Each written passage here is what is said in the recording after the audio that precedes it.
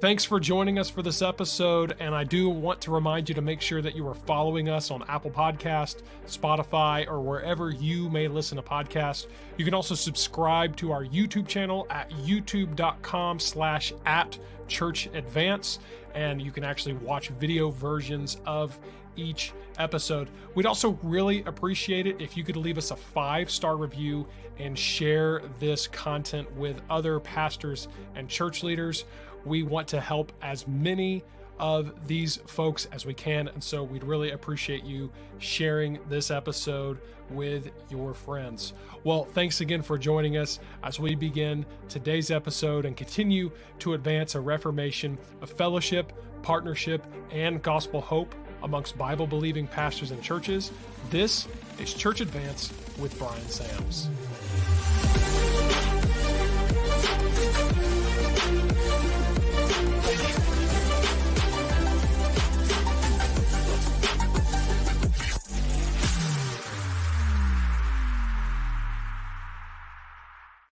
Hello, friends. Welcome to the Church Advance podcast with Brian Sams and my friend, Luke. Luke, it's good to have you, man. I mean, what a blessing. Here we are. And I mean, we're just going to kind of cut right to it. Today's topic is a little heavy.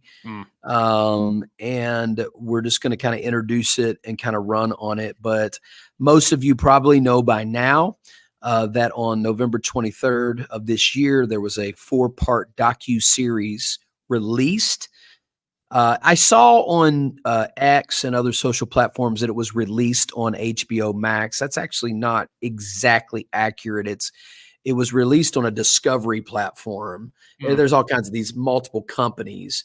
You can subscribe to HBO Max and get it, but that's not the only place. You can be a premier subscriber to Prime, really any of it. I went on and did a free 7-day trial of Discovery Plus and watched it on my phone. So there's many ways you can get it. I think it was a little misleading to say it was an HBO release. I'm not saying that that's good or bad. I just think it's interesting how people like to spin things certain ways. But regardless, and what I mean by that, Luke, let me just cut to it. What I mean by that is I think some guys promoted it as HBO Max almost to discredit it. Yeah. You know what I mean? Like if it's on HBO, it's gonna be bad. I'm not even into that debate. I don't have HBO. I didn't use HBO to watch it. I just think it's funny that if you read the actual credits, it's not an HBO film. It's carried by every place that you can get premium subscription video content. Yeah. And really, if you're going to be technical, HBO, Warner, Discovery, they've all merged into the same company now. So that's why, and it's not even called HBO Max anymore. They've rebranded it to just Max. So for all you HBO, trying to make the association like, okay, it's a stretch, but that isn't also no way trying to defend, general media publications at all. There's nothing particularly wholesome about them at all, I don't think. But nonetheless, this, if you haven't seen it, Let Us Pray is a play on words for P-R-E-Y, pray, as opposed to P-R-A-Y. And it is a ministry that talks about sexual abuse victims in independent fundamental Baptist churches with case studies in at least 3 particular churches. A church in Gaylord, Michigan, a church in Wildomar, California, and of course, a church in Hammond, Indiana. And of course, a children's home in Missouri. Yeah. Those 4 primary case studies, evidently representing large swaths of sexual abuse allegations in independent fundamental Baptist churches in particular. Now, there are other, SBC did a study. Everybody knows that essentially every religious group in the world has had some of these from time to time. But I am saying, what a shame that I've seen some guys try to use that as almost an excuse to let's not talk about it. For, this isn't an independent Baptist thing. It's a thing. And I'm like, well, wait a second, but it is an independent Baptist thing. I mean, specifically these people were. So, and basically it's 4 episodes ranging from the events that occurred. Quite honestly, some of it's sickening to listen to. It makes you mad. It goes from that to the process of recovery, the details of allegations, the legal battles, execution of sentences, all of it. And these are prominent, well-known, independent fundamental Baptist pastors, ranging from Jack and David Hiles to Bruce Goddard to John Jenkins, David Hiles, as well as the whole Lester Roloff conglomeration of children's homes. And by the way, I want to make a comment on that real quick, Luke, before we get into this and what our response is. That's what this is about. This is about 10 takeaways from the Let Us Pray experience. But Luke, you know this by now, but our church, when I came, had a history with one of those roll-off homes. Yeah. So they highlighted Circle of Hope Ranch in Humansville, Missouri. But I mean, I have literal, actual experience because where I came, this church that I am now the pastor of operated one of those crazy boot camp type schools called Camp Tracy. And it's a shameful place. It's an awful place. And I'm thankful for all of them that are shut down. But when I was listening to that girl in particular talk about what she experienced, I'm going, I guarantee you she's not lying, because we've had real legal issues that we've had to work through trying to help people and trying to get ourselves away from all that crazy mess, because we didn't have anything to do with that. I literally in this office, there are cabinets of records of what happened to kids. And for, let me just give you one instance. This is a true story. It's in there. I could pull it out right now. I could literally pull the file and show you where punishment was given, that a kid that was caught smoking was forced to eat a pack of cigarettes. As a true, actual story. And it's awful. And these places were breeding grounds for sexual predators. No question about it. And Luke, I just think we need to give some reaction here. I mean, we both over the last even couple days watched it. Just give me fresh. Give me like your maybe quick reaction. What, like where your mind is at right now? Yeah, I mean, we're gonna get into some more detail here with the points we're gonna cover, but yeah, I mean, it's like you said, it's just so horrible, to see that this is a reality, that in this case, these women, because it's several, I believe 5 or 6 women telling their stories about their personal experience with physical and sexual abuse from leaders in these churches. And it's, to me, it's like, because the point of the documentary is not just the horrors of the act itself, but the fact that it's almost like these pastors bent over backwards to cover it up. Right. And to me, that's because, sadly, like you said, Brian, like, we live in a fallen world. Even Christian men in this case can do heinous and awful things. But the fact that then there are again pastors and leaders that come in and almost work full time to cover that up, act like it didn't happen, and then go as far as to belittle the victims and make them feel like it's their fault. They called out Jack Scopp as well in the documentary. And some of the fallout of the girl that he abused, and he wound up doing a lot of time for it, thankfully. But they didn't go into detail, but it's like the aftermath of what that girl had to deal with, how they kind of pinned a lot of it on her as if it was her fault. She broke marriage and ruined a man's ministry, and it's just again, to me, it's like, I don't know what's worse, the actual deed, which of course I guess technically is worse, or just the fact that the reaction and the aftermath and the cover up. And so that's what I appreciate about this documentary, is it's like, because there's still a lot of stuff that's outstanding, men that have never been charged or whatever, and it's creating awareness for that. And honestly, I hope that a lot of these men that were called out that have yet to kind of face any sort of punishment, I hope they do. Oh, absolutely. I mean, no question. I'll get to that one in a minute. But here's the bottom line. Bottom line is this is you're right, and even some of the victims said it. Like, it was one thing to get.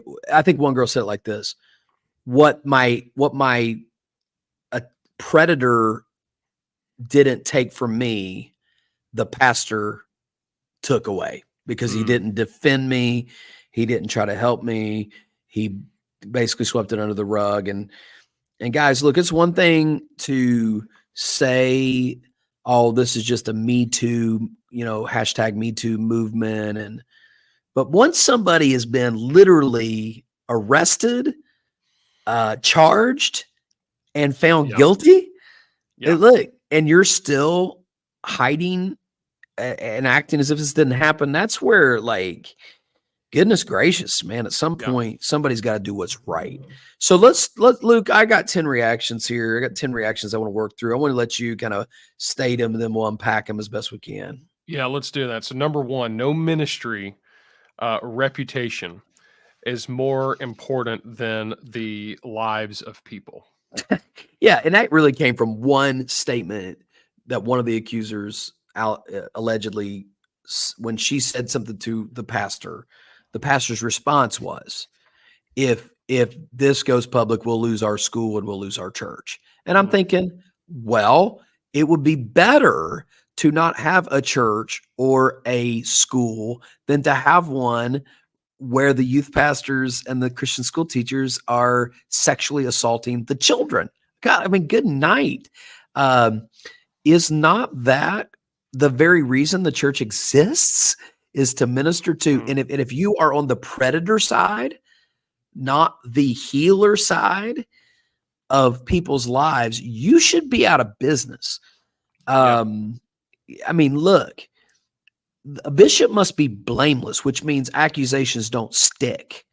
But when accusations stick and your church harbors this, and it's not even spoken of, it's not even like this guy was wrong and he, church discipline, all these things have taken place. Look, we know sin's going to happen. Yeah.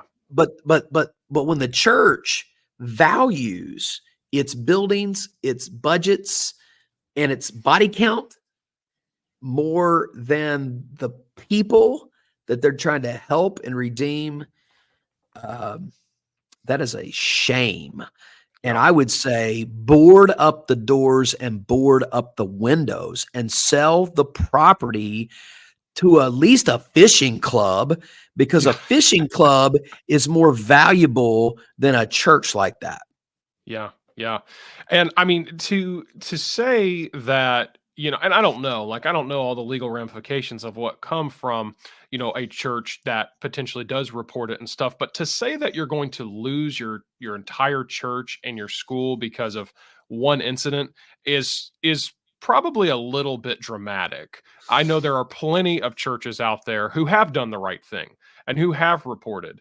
And yes, does it create some headache and even some legal headache? Sure.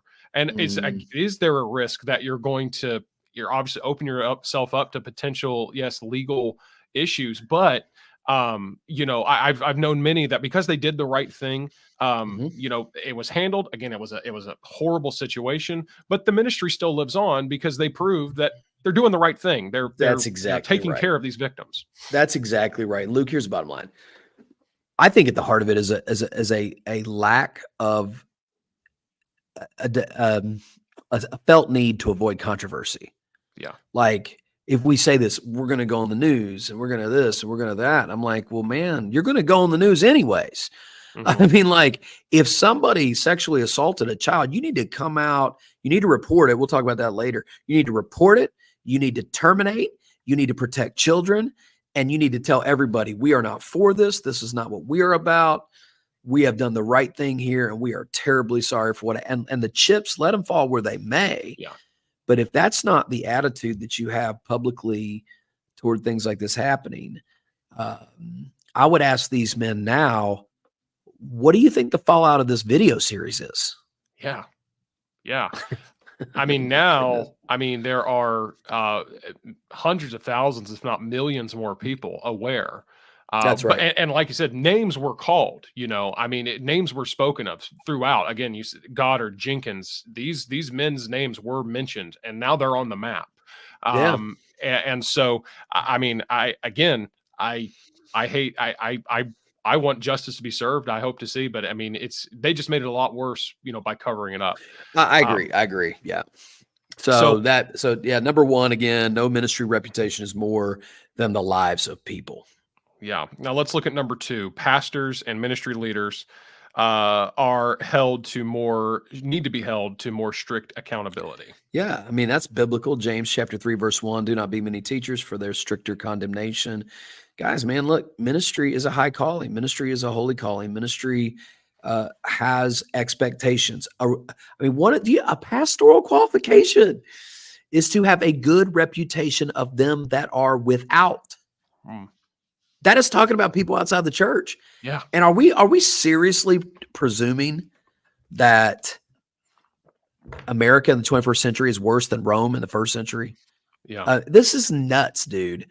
There's supposed to be a credible reputation with the church and its people. I read somebody mentioned the other day, I can't remember where I saw this, but he was witnessing to a Muslim friend, and his Muslim friend was dealt with cars, automobile, like it sold automobiles. And he said, I'm not a Christian, won't be a Christian. He said, for years, I've watched pastors come in here and buy personal vehicles and try to twist whatever they could twist to use their tax exempt status as a church to lose the sale tax on their cars. And he watched this lack of credibility, this lack of honesty, stack up in his mind that's not right. It's not right. You are responsible to tell the truth. You are responsible to be honorable. You are responsible to deal with sin. You are responsible to rebuke before all. You are responsible to lead church discipline. You are responsible to restore people. You are responsible to care for the broken. I'm not talking about optional. I'm talking about responsible. And guys, look, ministry's no joke. I mean, if I were to label 2023 for me, I'd say ministry is no joke. It's a war. It's a battle. It's an onslaught. It never stops. Yeah. If you don't want heat, if you don't want to fight, if you don't want battle, if you don't want to stand for truth, if you don't want to stand for righteousness, then don't be a pastor, because these things are going to come upon us. And there's nothing worse than a leader sexually assaulting a girl in his youth group or Bible class. It's just, I mean, it's actually criminal. Yeah, but it's worse because of the vulnerability of those women and the position of accountability these men are supposed to be held to. Yeah, and that was kind of the point that one of the judges towards the end of the series made was, hey, you took advantage of the position you had. These women trusted you, and I think the one thing I did notice that about all of them had in common was they were from fatherless homes.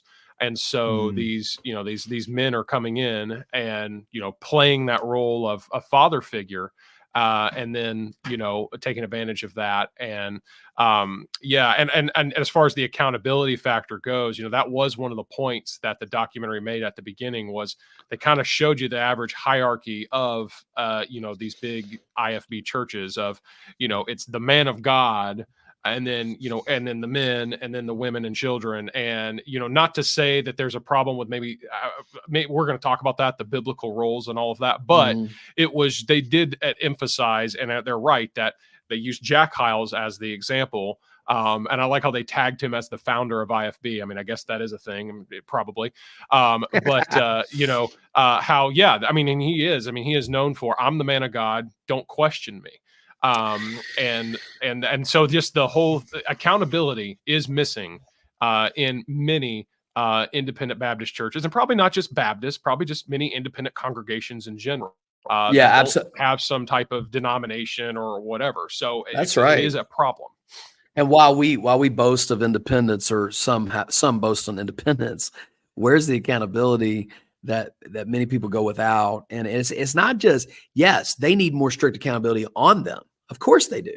But they also need to think about the day they're going to stand before God. And that woman was right when she said there will be justice. It may not be here. It may be before God. That's true. And look, all of you clowns out there that have done some of this stuff and it hasn't been uncovered, listen very carefully. There is a day where what was done in the dark will be made light. And that's in 1 Corinthians chapter 4, friend.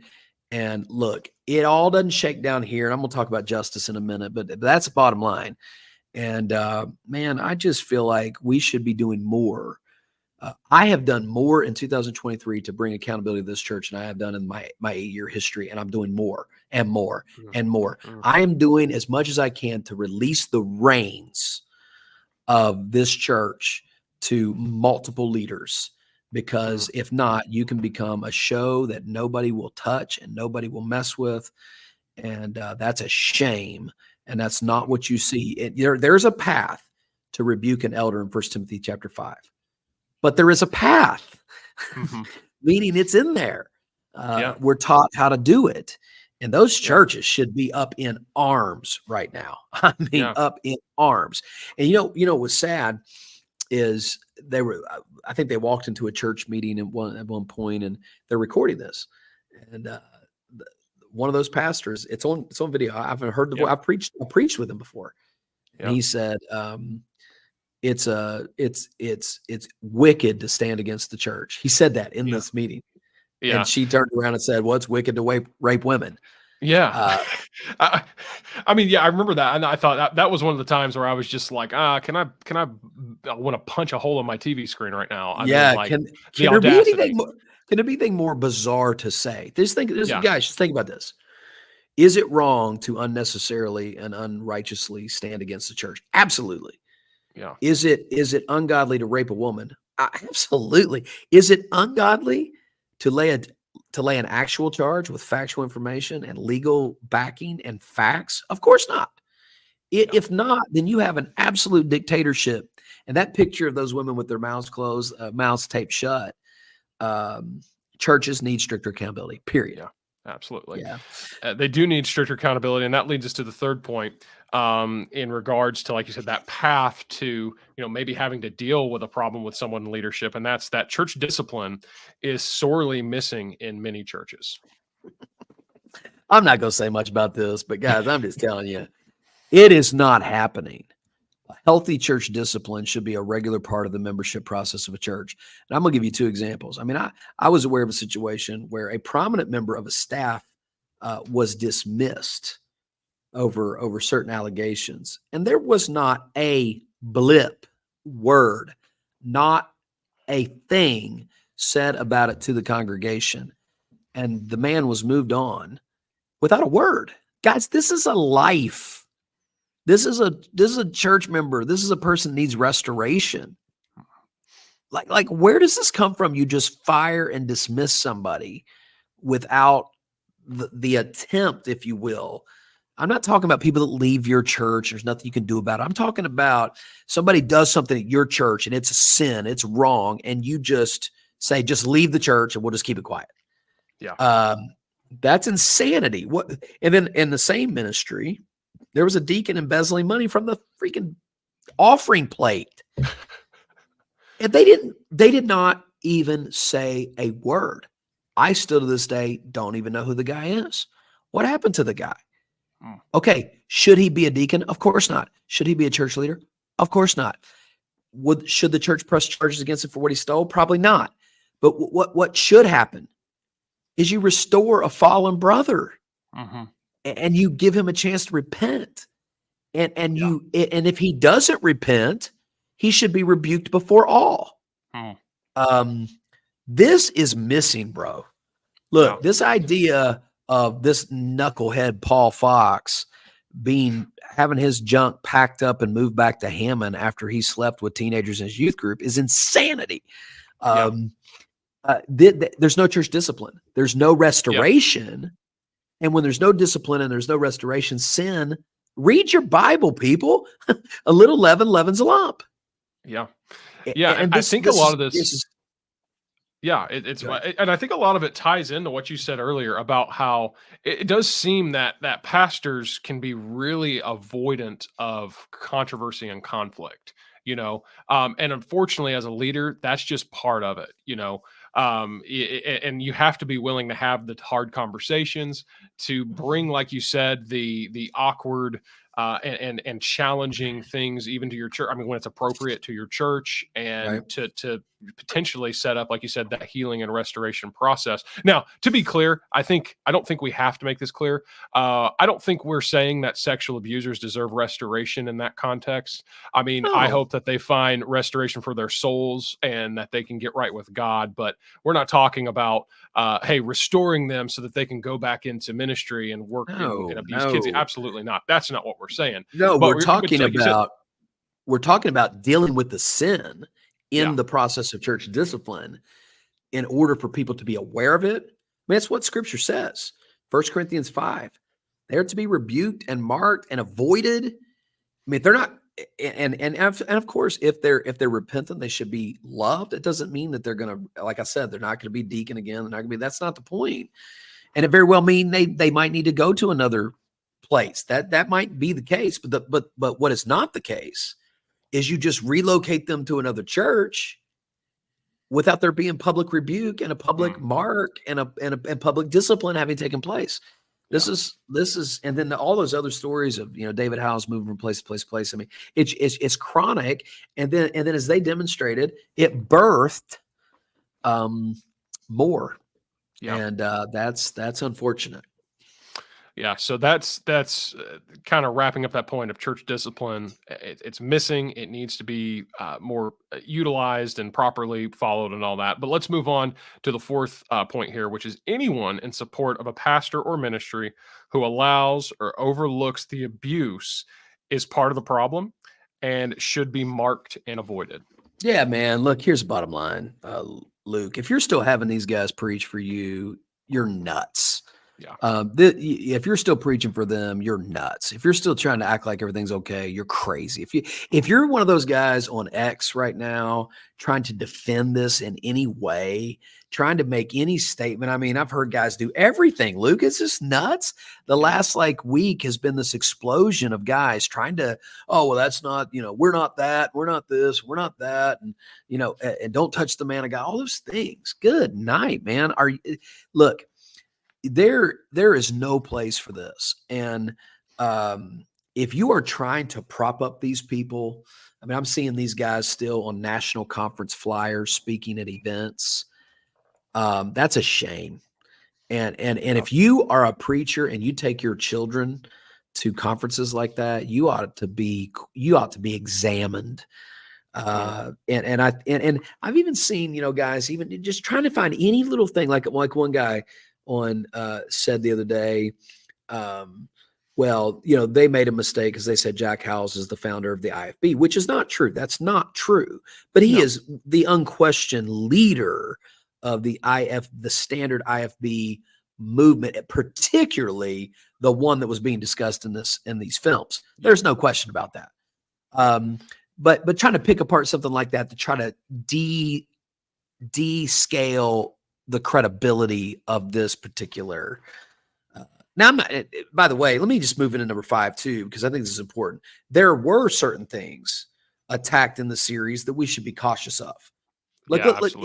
Guys, look, it's not like anybody that is a friend of the gospel was in the production. In fact, the main guy in there, that guy Eric or whatever his name is, Skorzinski, he's a deconstruct guy. I'm not saying he's a bad guy. I don't know anything about him, but I mean, it's his whole thing, and it is a problem. And I agree with him. I'm not this is no rebuke of him at all. I'm just saying when it comes to Christianity and the Bible, he's deconstructed. As far as I know, I think he even came public about it.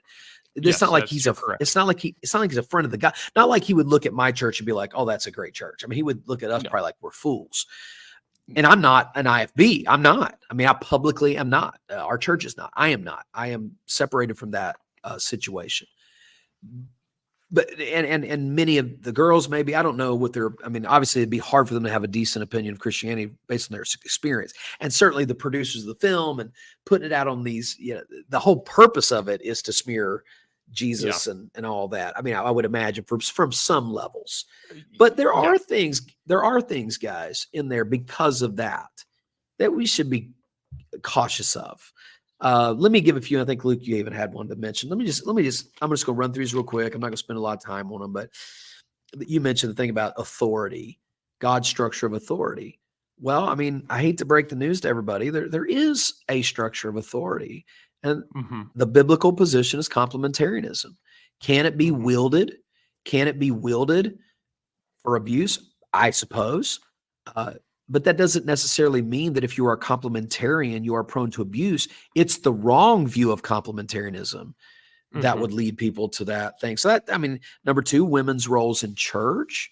I mean, I'm sorry, women are not supposed to be pastors. I mean, that's very biblical. It's not and I just had a conversation before this recording today with a friend of mine. I made the statement, women have an enormous responsibility of service in the church and should be escalated to every leadership responsibility as far as teaching within their realm of women and children, of organizing, administrating, all those sort of things that are well within their giftedness, serving the church certainly, but they're not supposed to be pastors. It's not that hard. I mean, I hate that is a problem for some people, but and then the third thing I thought that was really interesting, Luke, is they made this huge deal about children obeying your parents. Now, I understand, I think, what they're saying, this blind obedience that leads to chaos. But at the end of the day, man, children are supposed to obey their parents. And I mean, I don't know why that's a problem. And then probably for me, the biggest thing, especially with that Eric guy, look, man, Eric, I'm sorry, man, sex outside of marriage is wrong. In any form, in any fashion. You can say purity culture is rape culture all you want to. That's not true. Sex outside of marriage is a sin, and it is fundamentally a flaw in our society. Homosexual sex, multiple heterosexual sex outside of marriage, it destroys people's lives. There's all kinds of problems with it. Plus, God says it's a sin. So, like, now again, all this legalistic overemphasis that goes on top of it, some of those sound bites from Hiles that none of us would agree with. Of course, that would lead to a rapist maybe culture, but these basic fundamental Bible principles would not in and of themselves lead to that. So I think that's some of my cautions, Luke. I think you had maybe one or two here as well. Yeah, well, I will make a quick point too. Another thing I noticed is they made they kind of made a knock on, how, obviously an independent Baptist church is going to be opposed to abortion. And so they're, again, just trying to and it was very quick. It was something, I think they took a Jack Hiles clip of him, kind of having something to say against those that are pro-abortion and pro-choice. And so, of course, they're going to throw that in there as kind of like, see, these crazies are pro-life. And there was a comment. There was also a comment about lesbianism from the one girl. It was a little quick. It was kind of subtle. And I just sit there every time going, "Well, guys, I mean, abortion's sin and homosexuality sin. I'm sorry that's exactly. That doesn't make you crazy to believe that." Yeah, and it's like you said, we do have to keep in mind, not to completely discredit what was brought to light here, but these are Hollywood, if you will, producers. They're part of the one of the biggest, like we already talked about, HBO and Warner. Like, they're part of one of the biggest production studios out there. They have an agenda. They are not Christian and traditional in their philosophy, and so yes, they are using this to in some way to kind of subtly imply Christians are crazy. That really is part of it. Now, the biggest issue that I'm taking with a lot of what I'm seeing with the fallout of this is, obviously, there are situations, there are countless situations in the IFB where somebody has had a bad experience that is not related to sexual abuse. Maybe they dealt with some type of, overly authoritarian type of pastor who, Brian, you've actually worked with people and, people that get burnt out because they deal with, a pastor who's just expecting too much of them and who's really hard on them, or doesn't handle a counseling situation ideally, or whatever it may be. Pastors are men, they make mistakes.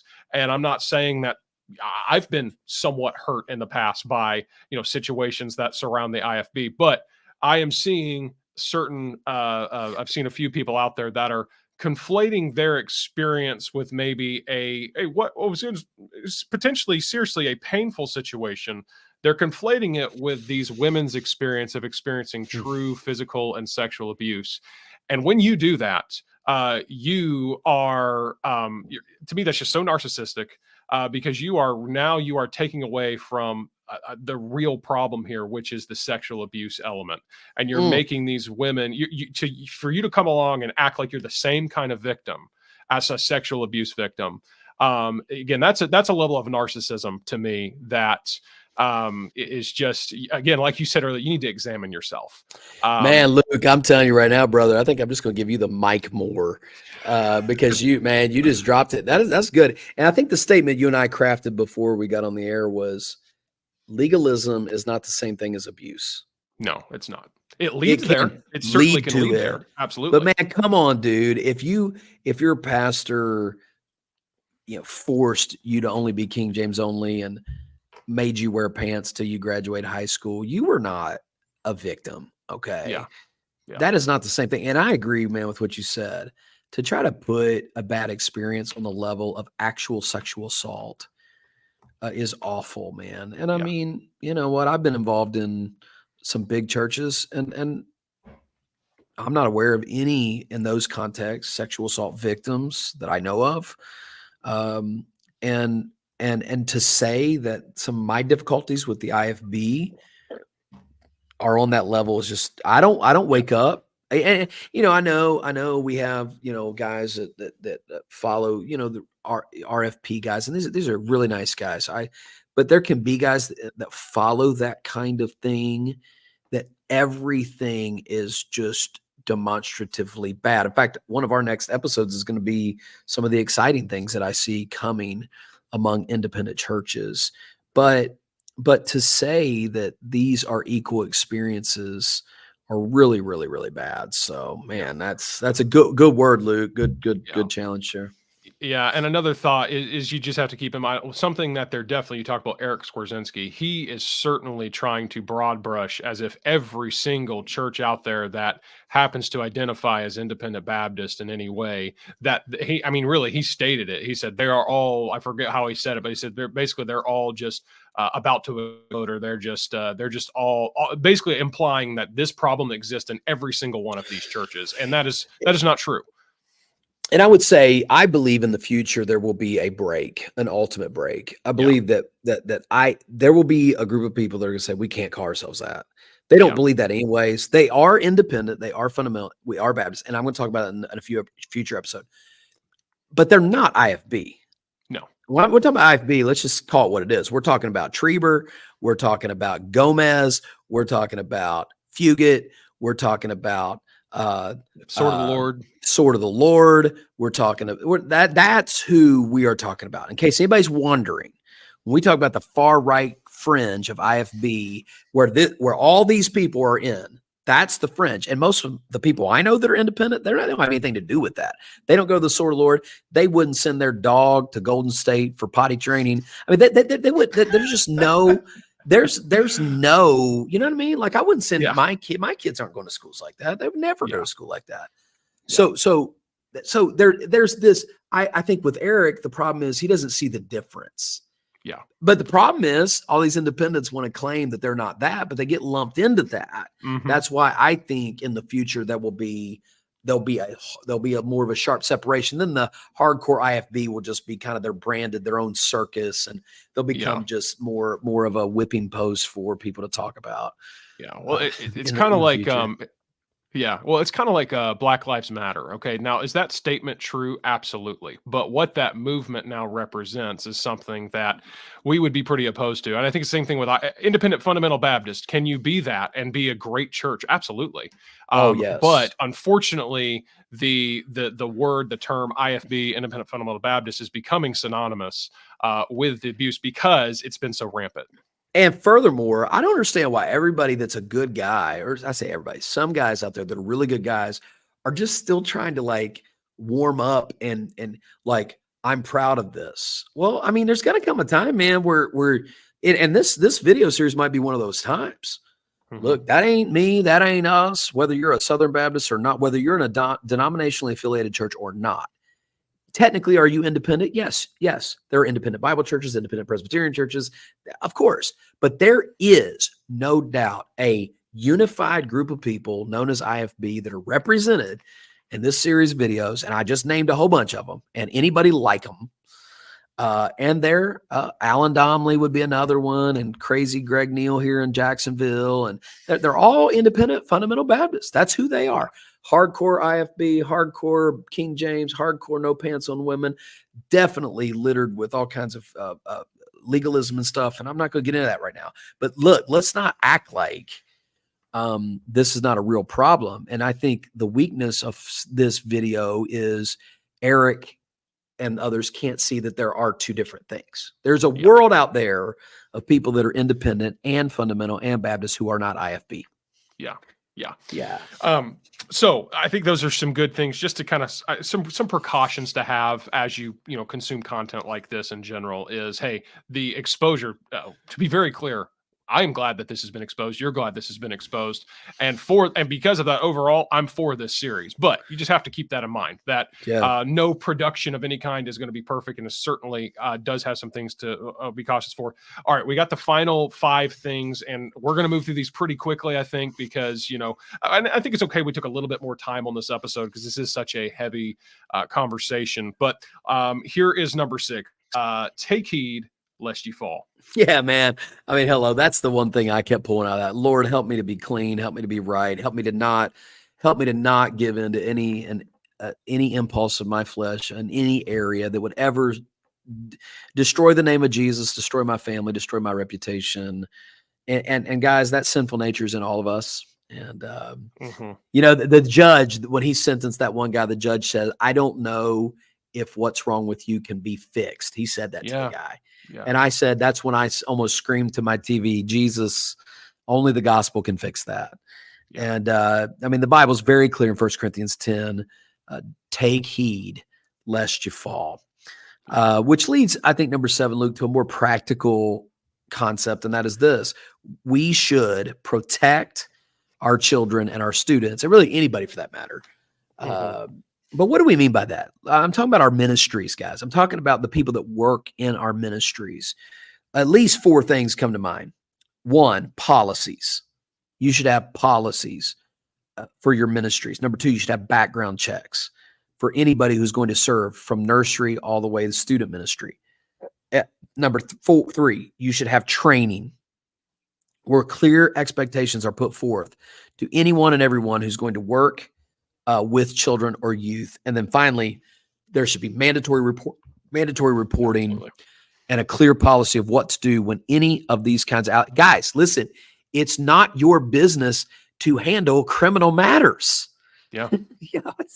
If somebody comes to you and there's an accusation about sexual abuse, it's got to be reported, and you've got to let a criminal matter be handled by the law. It's just that simple.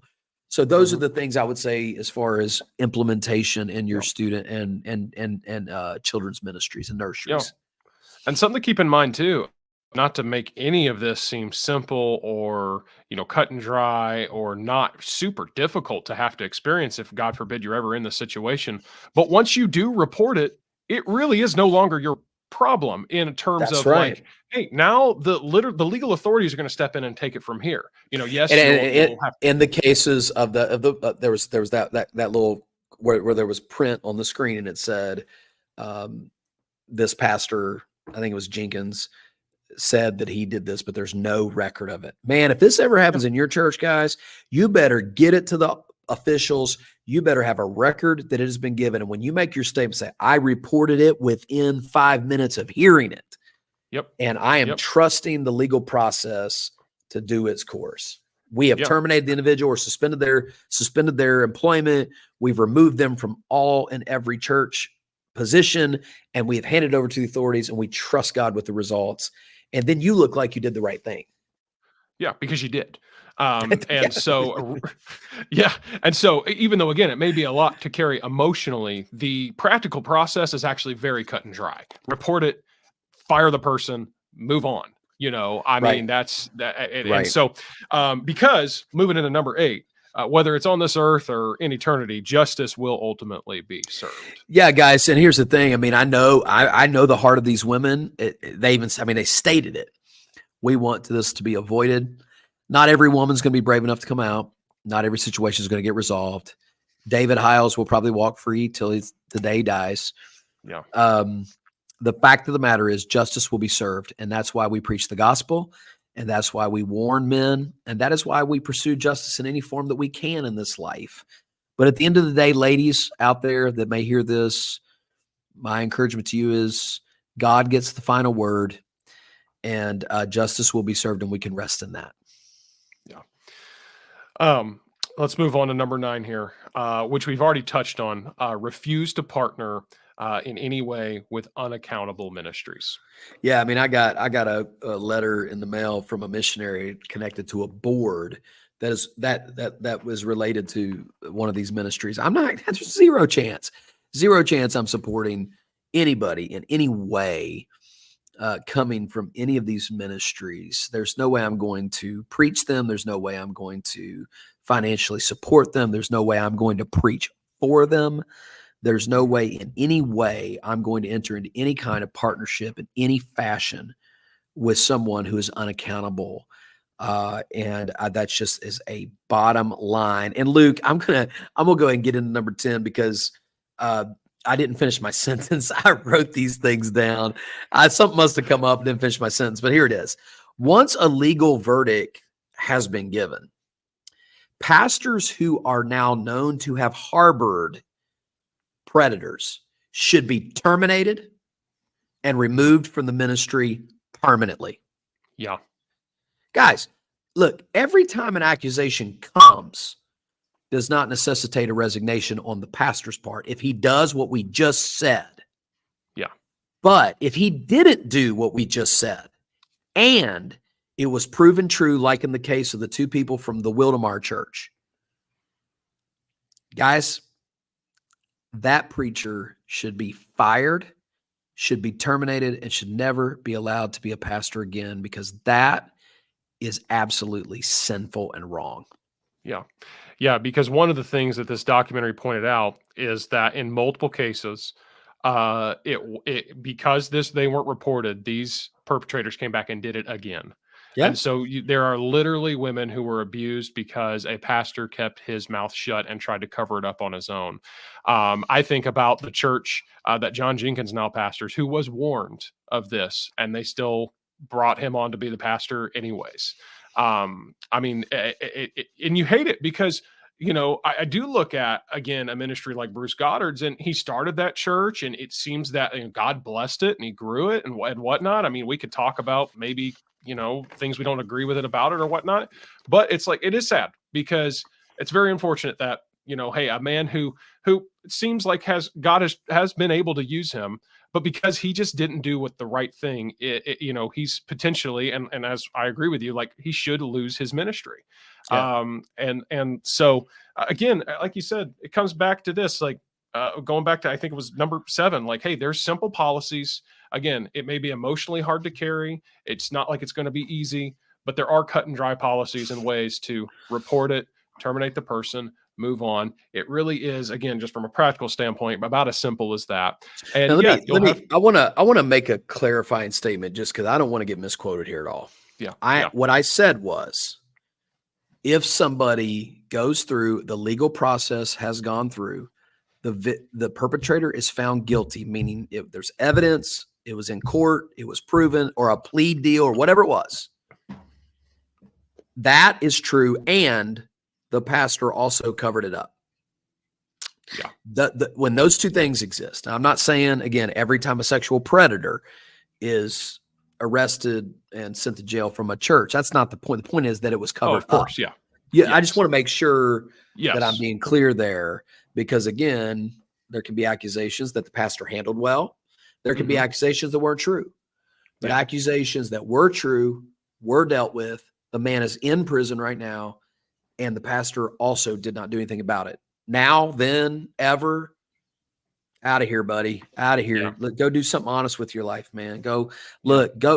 look, go get some other training. Use whatever talent you've got in another field. Just not the church. The church is no place for that. Yeah. This was a sad, I wouldn't even say sobering, because quite honestly, you hear enough about this stuff. I wouldn't say that I felt awakened like this was new. I just felt like I'm glad that it was brought up. I'm sad that this actually is a thing.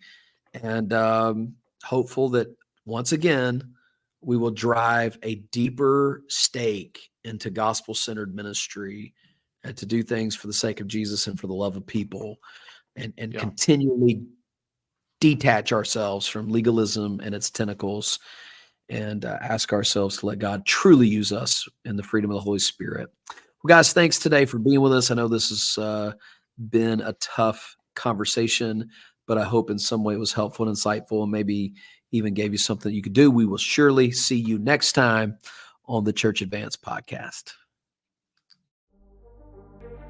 Thanks again for joining us for this episode, and we really would appreciate it if you could leave us that 5-star review, and then of course share this content with your friends. We want to help as many pastors and church leaders as we can, and be sure to of course follow us on Apple Podcasts, Spotify, and wherever you may listen to podcasts. And go ahead and subscribe to the Church Advance YouTube channel at youtube.com/@churchadvance. This podcast is hosted by Brian Sams. It is co-hosted and produced by myself, Luke Clayton, and the team at mustincrease.com. If you want to connect with Brian, be sure to head over to his website at briansams.com. Well, we really look forward to seeing you again in the next episode as we continue to advance a reformation of fellowship, partnership, and gospel hope amongst Bible-believing pastors and churches right here on Church Advance with Brian Sams.